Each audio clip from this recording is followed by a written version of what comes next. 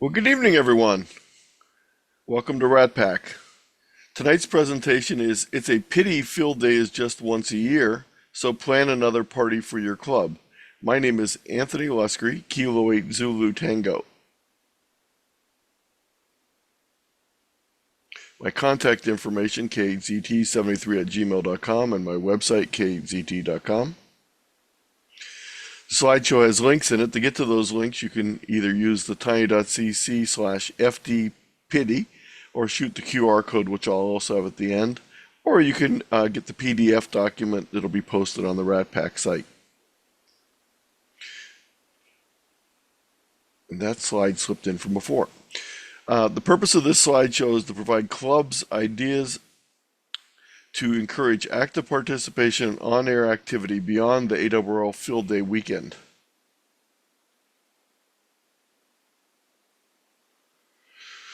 The purpose is to use Field Day as a springboard for more club activities, on-the-air operations, HF operating, contesting, portable operations, and radio and antennas. Why is it a pity? Well, many clubs and their members put an enormous amount of time, effort, and money into one activity a year, Field Day.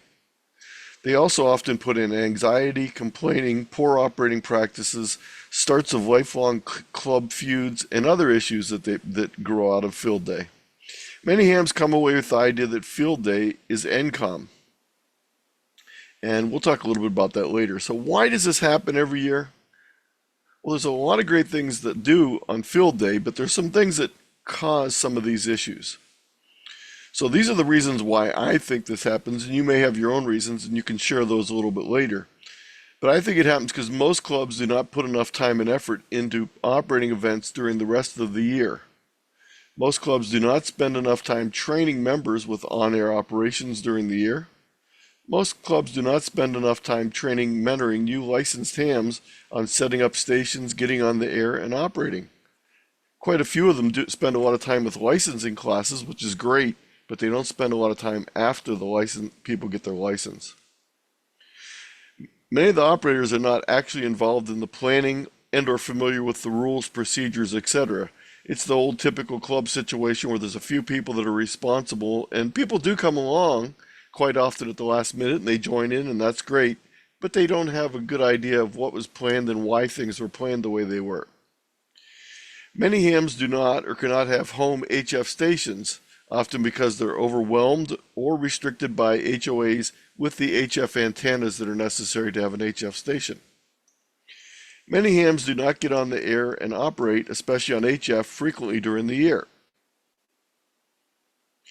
Many hams are not familiar with on-air contacts beyond nets and repeater contacts, especially with contest-type HF contacts.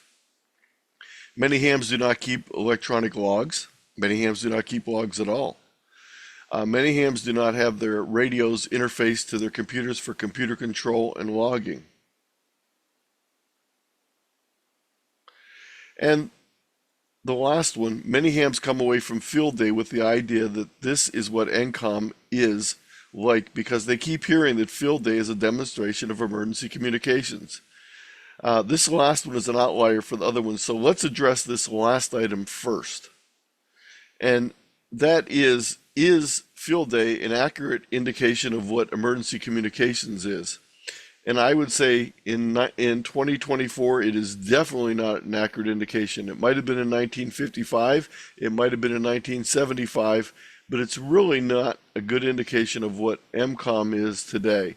Quite often, MCOM involves transmitting data between different stations, something that we don't really do for the most part on Field Day, and quite often it requires a lot of training before. So I'm going to repeat, Field Day is not MCOM. And I'm going to repeat it again, Field Day is not MCOM. So let's take that out of the picture today because that's a whole nother subject that I don't have time to dig into.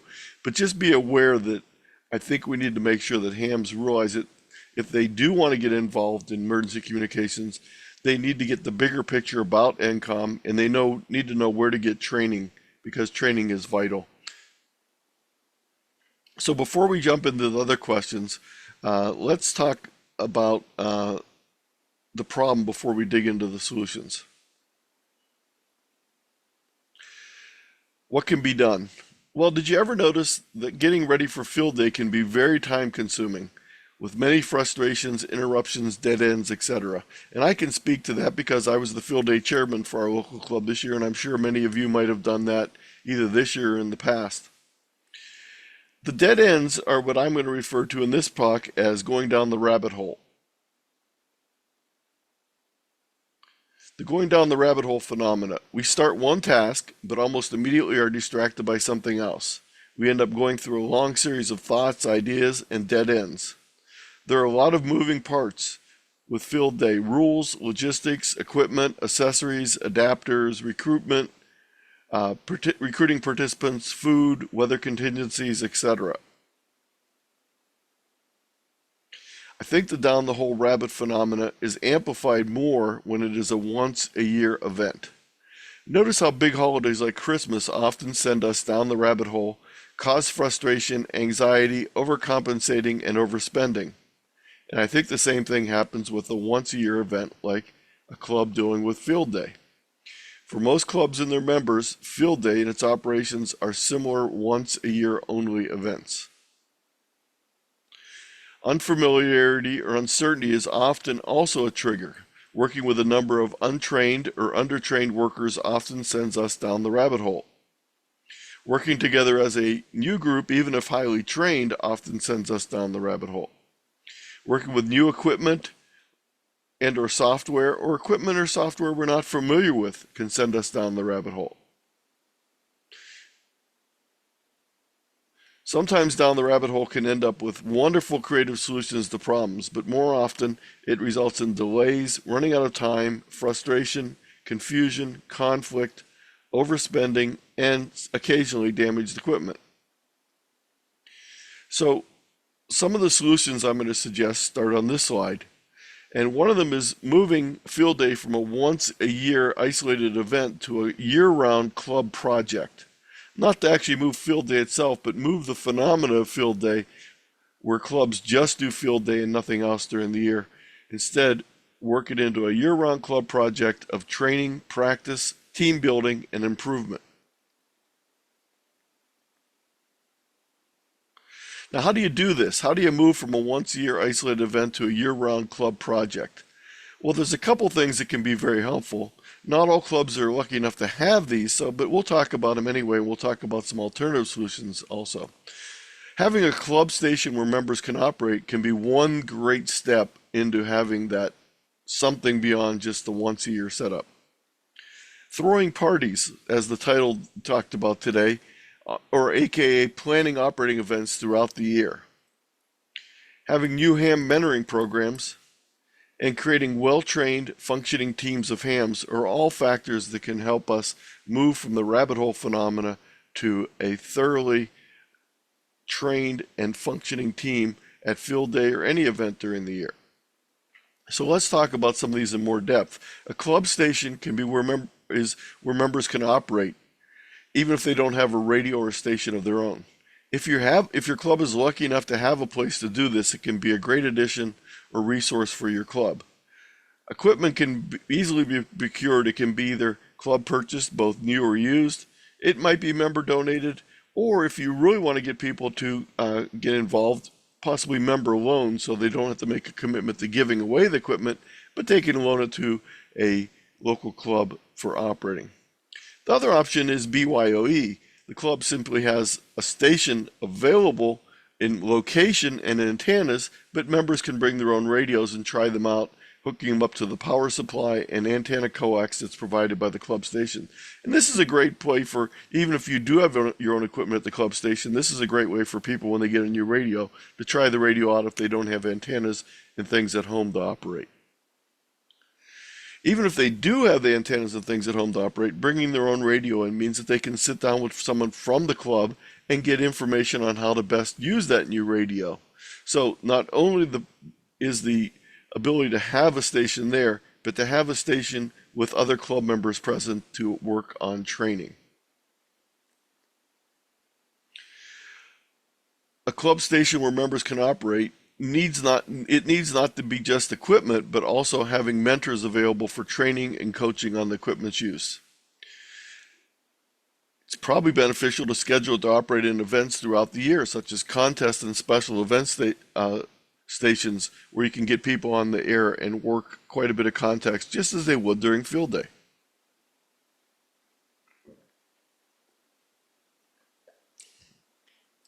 Not all clubs will have a location suitable for a club station. Some other alternatives are to recruit members who do have home stations to allow guest operators at their home stations. Members can visit in person to operate, or alternatively, member stations can be set up so that other members can access their station via remote control. This is extremely easy to do with FT8 and FT4 because all you need is a way to share a screen. You don't even need anything particular. It gets a little more complicated with single sideband, but that's still very easy to get around. It gets even a little bit more complicated with CW because of some of the latency involved. But these are all things that can easily be dealt with very inexpensively if you do have a station that's up and running, and it can be shared with multiple people. And that's also the case with the club station. It can be shared the same way. Sometimes you won't have a club station and you won't have a suitable member that can have people over, so you need to consider portable operations. Consider frequent portable operations, not just once a year with field day. These can be similar to a field day site with multiple transmitters and antennas, or they might be simple go boxes and portable antennas. Go boxes and portable antennas can also be lent to individual club members for their own portable or even home operations. Or you might have a mobile HF setup in a van, in a camper, in a trailer, a way that you can go out and operate and not have to worry about having a club station location.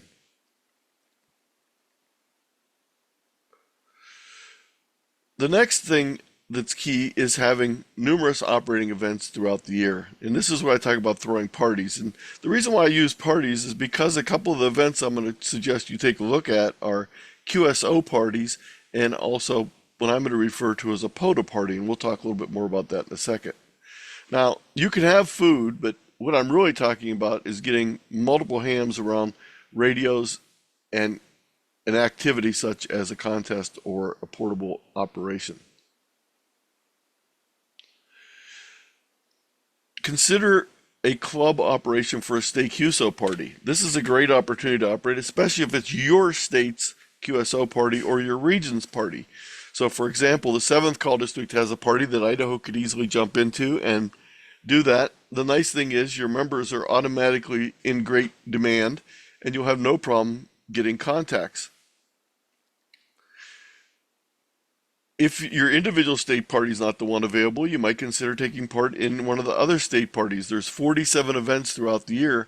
From February to October, there's one most weekends with some summer weeks that are a little bit shy. And if you're doing that, you might also want to jump into the State QSO Party Challenge. And if you click on this link, it'll take you out to a video on the, or take you out to a slideshow on this, it takes you out to the State QSO Party site. And the State QSO Party Challenge is simply an overlay that takes all of the people that are operating in the state QSO parties throughout the year, and it combines their scores into an overlay score for all the contests they work. So you multiply the number of state QSO parties they were in times the number of contacts they make, and that gives you the challenge score. And you can see we've had 28 parties so far, and it looks like there's 36 people who have completed all 28 parties so far this year. And this is by score. So you can see some of the people. This particular person has made 8,800 QSOs, and they participated in 28 parties. So this is Connie out in Oklahoma, and he's leading this year. You also get a different award level for the amount of points you score. So these people have scored the diamond level, the platinum level, gold, silver, and bronze. And it doesn't require you to do anything special or send any logs in addition to the regular commitment, other than simply submitting your score to the 3830 website. And if you're not familiar with that, we have a presentation on the RATPAC site about 3830. There's also a video about the QSO State Party Challenge from RATPAC that you can watch. The second type of party I want to talk about is a POTA party.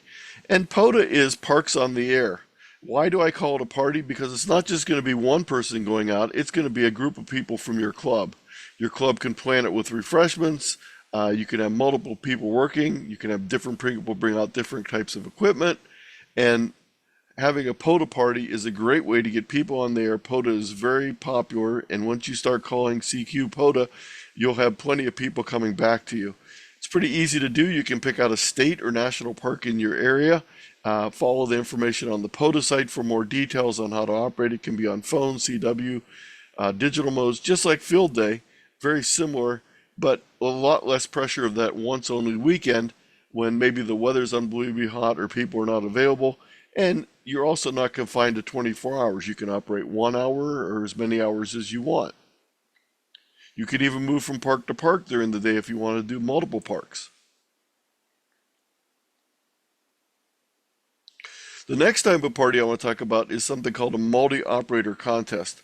Now, most people know about what contests are. The difference is in a multi-operator contest, you have more than one person operating the radio. You might have more than one radio, or you might only have one radio, but just people scheduled over different times. Multi-single is a term for having multiple operators using one radio over the contest period. A multi-multi is using more than one radio and more than one person to operate over the contest time. You can use a club station or a member station, schedule crews of members to operate throughout the contest. You can do as short as 1 hour shifts, 2 hour shifts, whatever, and you can have as many club members as you want that are interested to operate in the contest. You can choose any type of contest, a phone or CW contest, or even a joint CW phone contest. A great example is the RAC contest, the Radio Amateur Canada Day contest, coming up on July 1st. It's a great contest because anyone can work anyone. You don't not just limited to Canadian stations, although the Canadian stations are worth more points. But it'd be a great contest to get newcomers on the air and get them used to operating in a contest setting. When you are working with contesting with your group, I would suggest that you focus in the beginning not on trying to win the contest, but on training operators to be comfortable operating in the contest. And if you keep doing that, they will eventually get to the point where they start winning. But we're not really worried so much about winning right now. We're worried more about using contests as a training tool. And I suggest you do two types of training. Pre-training, which takes place before the contest, and then live coaching during the contest. So let's look at pre-training. I have a couple things here that will help you. There's a video, Introduction to Amateur Radio Contesting, that was done for RATPAC. There's also a video on contest logging software. The ARRL Learning Network actually has a class with 5 modules on it, Introduction to Contesting. You do need to be an ARRL member to access that course, though. Or you can simply set up a simulated contest using logging software and using your voice, having a room full of club members and have them pretend they're operating in a contest and logging the contacts. You don't need radios, you don't need antennas, but you can still practice all the basics of making contacts and logging the contacts. Now, during the contest, I suggest live training. We're not worried so much about the contest result. We're more interested in getting the people comfortable and operating well. So have a partner for each of the operators. One that can act as one can act as a logger while the second handles the radio and contacts. They can switch off and get experience with both. It can be very confusing the first times you're using a logger in the heat of a contest, but if you're not worried about making the contacts on the radio, it's a lot easier, and vice versa. Have one floating member to coach operating groups. They can check up and see what's going on and help them out. Make sure you use live online contest scoreboards to encourage participation. Have it posted at your site so that people can see how your club is doing compared to other people that are operating in the contest. Spend time with both searching and pouncing, which is the typical thing that most beginners do, but try some running also where you call CQ. You might have someone to help you out. One of your club members can help you assist in running, but it's good to train operators on both of these two modes. Other events that can be turned into a club operating party include the ARRL VHF UHF contest. This is a great opportunity for getting technicians on the air. Everyone with any license, including technician licenses, can operate at all the frequencies in the ARRL VHF UHF contest, and they can operate voice and or digital in that same contest. The CQ Worldwide in July is very similar, but it's limited to 6 and 2 meters only, but that's not a problem at all when you're talking about this training process. Other events that you can turn into a club party. A statewide POTA party. This was something that was started in Ohio called the Ohio State Parks on the Air, OSPADA, and it takes place every September, sponsored by the Portage County Amateur Radio Club, just the next county over from me here in Ohio.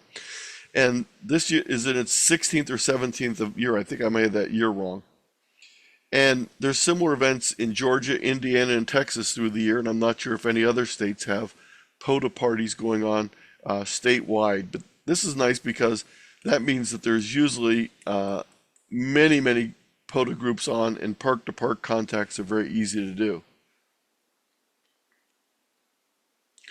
Other events that turn into a club operating party include Winter Field Day. A lot of people were complaining about the weather last week. Well, if it was too hot last week, try wintertime and see whether it's too cold or whether it's just right for you. Now, for some of us up north, we think of Winter Field Day as being very cold, but some people down south think it as being very nice weather. So I'm sure Barry thinks Winter Field Day is just perfect weather. It's absolutely perfect. Other events that turn into a club operating party, that's a repeat slide, sorry about that, is the CQDX Marathon. This is a year-long activity. And the CQDX Marathon, everyone starts at 0 entities each year and sees how many DXCC entities they can work during the year and how many CQ zones. You can use any band, including the work bands, and you can use any mode, including CW, phone, digital, FT8, FT4, RIDI, whatever you'd like to use. But this is a great thing that you can set up as an inter-club competition where people see how they're doing in comparison. So they're not really worried so much about their score in the final DX Marathon, but you're competing against other club members. And it's a great thing also to set up where club members can notify each other when DX is available on the air to operate. So we have, in our local club, we have a text chain. When someone finds a new DX station, they text everyone. We're not worried about whether they're going to get ahead of us. We just want to be notified also when there's a new piece of DX on.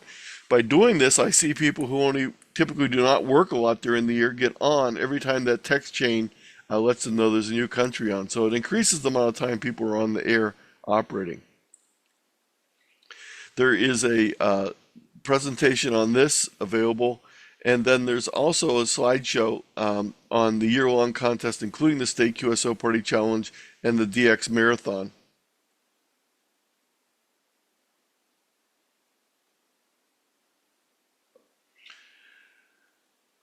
If you can't find anything to jump in and create a party, create your own party. And what we did is we created our own local contest. There was a couple reasons why we did this. We wanted a contest that would be very suitable for any ham, including brand new technicians. So what we did is we set up our own pseudo POTA. We basically took our semi-county metro parks, which do not qualify because they're not state parks, and we set up the ability, we gave codes to each one of them just like POTA does, and we have operating events on the air using the Summit County Metro Parks. The focus though is on VHF, 2 meters, 440, FM, and 10 meters. So any ham with an HT can participate, or anyone with a technician license can participate because we're only covering technician frequencies.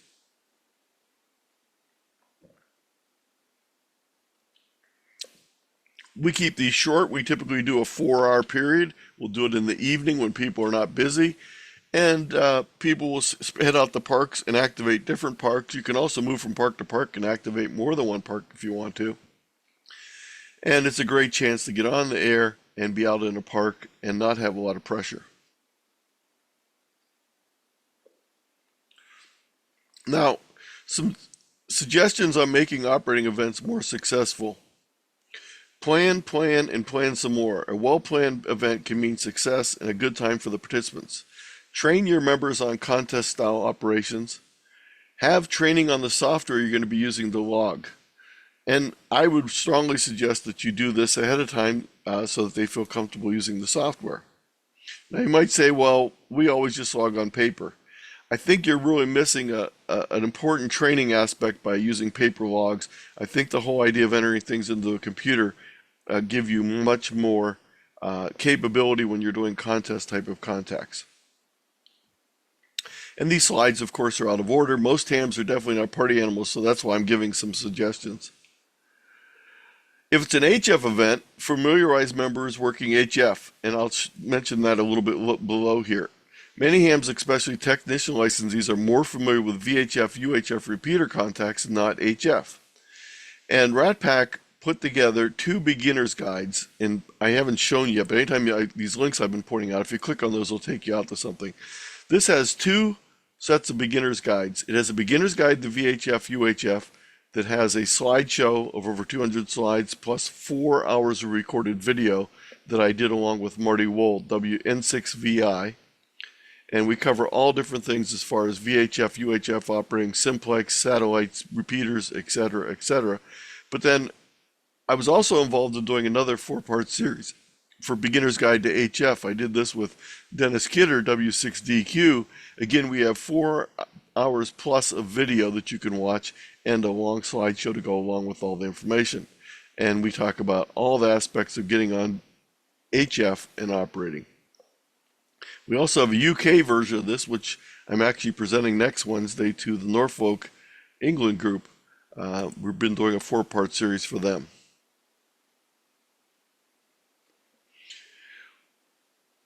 We often underestimate contest competition when recruiting youth.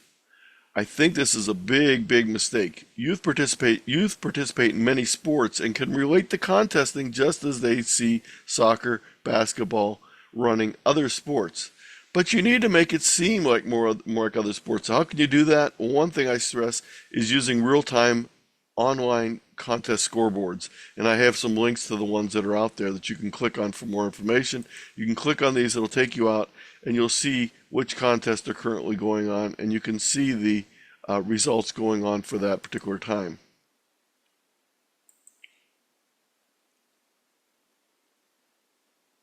And again, you can pick the contest you want to take a look at, and you connect, and it'll show all the scores on there.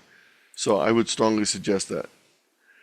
The youth would also benefit from training just as the non-youth operators would do. The outdoor aspect of POTA can also be attractive to getting youth involved. Many of them are involved with scouting, and POTA would be a natural thing to go along with that. But the funny thing is, we almost never think about contesting when we think about getting youth involved, and I think it's one of the best places to get them involved with amateur radio. Another thing that's important for throwing a successful club party is making it fun for all the participants. Now, one of the things that most of the hams I know like are refreshments, so have refreshments available. Set up an inter-club competition by the members in your club or an intra-club competition with nearby clubs to increase the interest. It's kind of hard to win something like sweepstakes. It's very difficult actually to win the AWRL sweepstakes because it's highly competitive. But you can have a contest competing with your local clubs in there to see who does the best in the sweepstakes. And I guarantee there'll be a winner out of your group every time because they're competing only amongst themselves. Photos and articles in the club newsletter can be very helpful for encouraging people who've not been coming out, showing them what they're missing. Here's the links to each of these guides that I just showed you earlier for the beginner's guide, the VHF and UHF. And I will now take questions, comments, suggestions, or your experiences. I'll leave this up for a little while. You can shoot the QR code, you can copy the link, and that'll get you to all the slides. So I'm going to take a breath, take a drink. Okay, very good. Put a lot of work into that. Anybody got any questions? Yeah, it is quiet. You could also do county hunters, Anthony. A lot Yes. of county hunters can devote a county.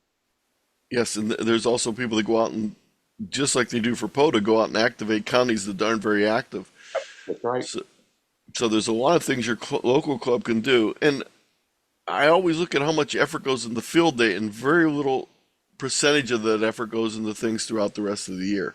So that's really the thing I'm hoping to get some clubs to consider changing a little bit.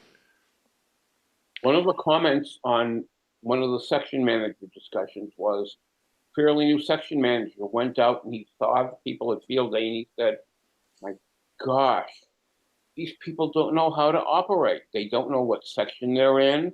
They're not familiar with the radios. We need to get people and train them on how to get on the air. That's one of the nice things about doing it more often than once a year. Yeah, no, Field Day has a lot of really good things going for it, and unfortunately, we're still riding on those laurels, and we're not adding to it. Field Day is where a lot of people get their basic training, but the thing is, there's a lot better ways to get that training nowadays by doing multiple events throughout the year. Other questions, comments, experiences? What have other people found out over time? Okay, Gene, take it away. Yeah, good evening, everybody from Texas. I took part in field day this year. It You're was breaking up, Gene. You're breaking up. 0. You're breaking up, Gene. Your audio. Turn off your video. Your audio is breaking up. Okay, I'm trying to cut down on resources. Is that better? Yes. That is better. Okay, thank you.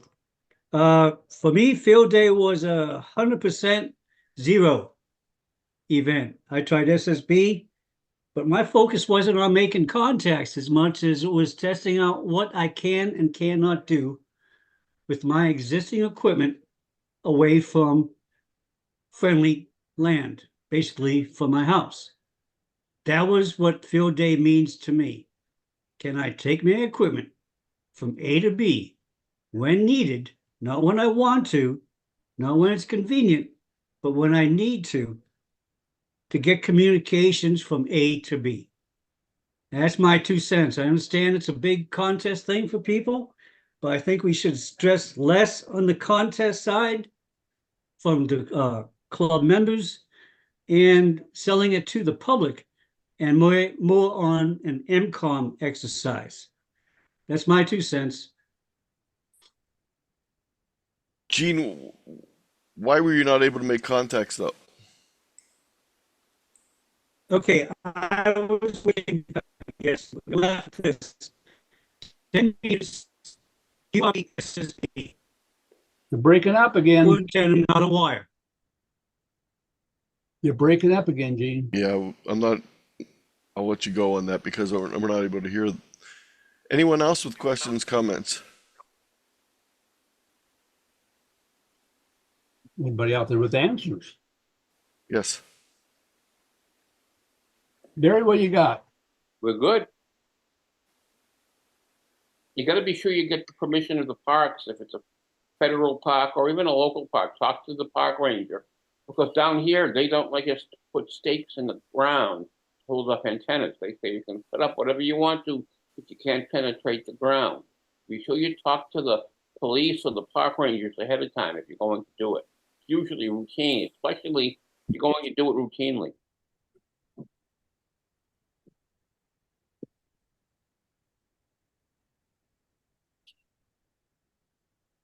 Okay.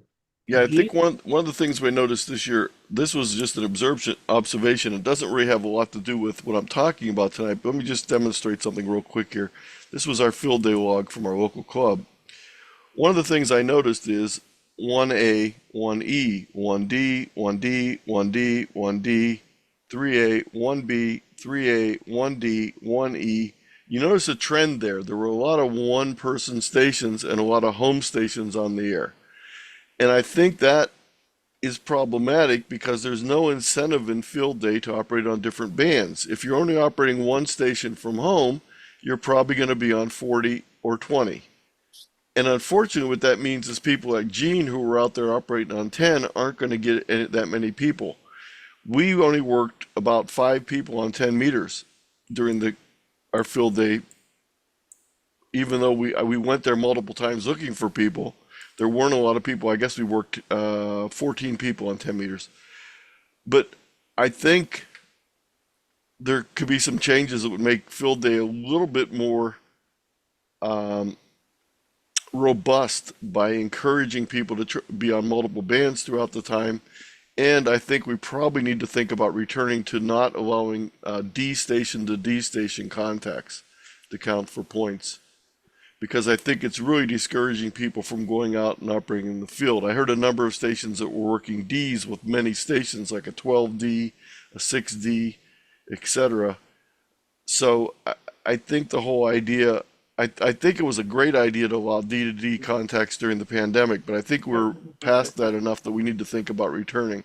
I think there also needs to be some incentive for being on multiple Well, bands. your 1 million is only like $70,000, honey. Okay, yeah, so you gotta wait. So I think there's some things that the AWRL could do to make field day a little bit more, um, let's call it robust and interesting. I think that having some sort of benefit, encouraging people to be on multiple bands during the weekends would be very helpful. 40 meters was packed end to end with people on single sideband, but there was almost no one using 10, although it was open. Even 15 was open, wide open, and there weren't as many people. I even noticed on 80 meter CW this year, I was on for about 3 hours, and I worked every station I heard, 56 of them. After that, everything was dupes. There were not a lot of people working multiple bands during this year's field day. And I'm not sure if it was because there was a lot of one operator stations or what was going on, but I think the vast majority of the people were hanging out just on 40 meters and 20. But that doesn't have a lot to do with what I was talking about tonight. But I think there's some things that could be done on that end too. But I wouldn't wait for those things to happen. What my suggestion is start planning other activities with your club, and then you're not under the same limitations as field day also. You can have 4-hour events. You can have 2-hour events. You don't have to have a 24-hour event. You can do a full weekend event with 48 hours if you want to. So by planning other club activities and getting people out of the mindset that the only time they operate as a club is on field day every year, we could benefit both amateur radio and new hams that are just getting on the air. And be less pressure too. Any thoughts on that? A lot less pressure if you do stuff like that. I agree.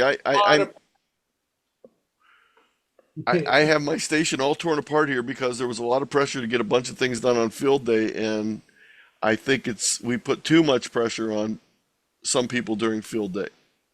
if you're not going to use your desktop, lower it down, please. Yes. Yeah, I was done. I just wanted to show that example of the log, but Well, that's fine. It's Okay, just having a camp out ham event, that would be interesting. yeah, there's a lot of things that we can do, and it doesn't have to just be field day.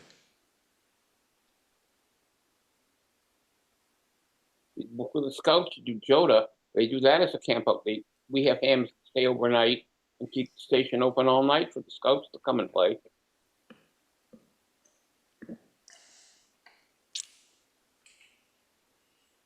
And okay.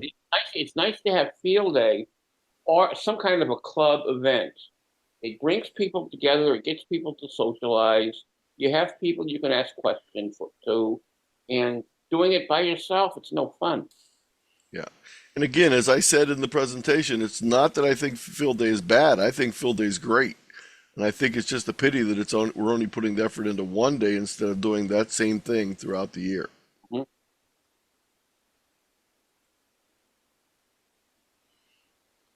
Well, Dan, that's all I have. Okay, anybody else got anything? And the text is chat's been pretty quiet. Yep. We're gonna wrap this one up just a little bit early tonight. Okay, well, with that in mind, I'm gonna call it quits to say 73s and see you guys next week.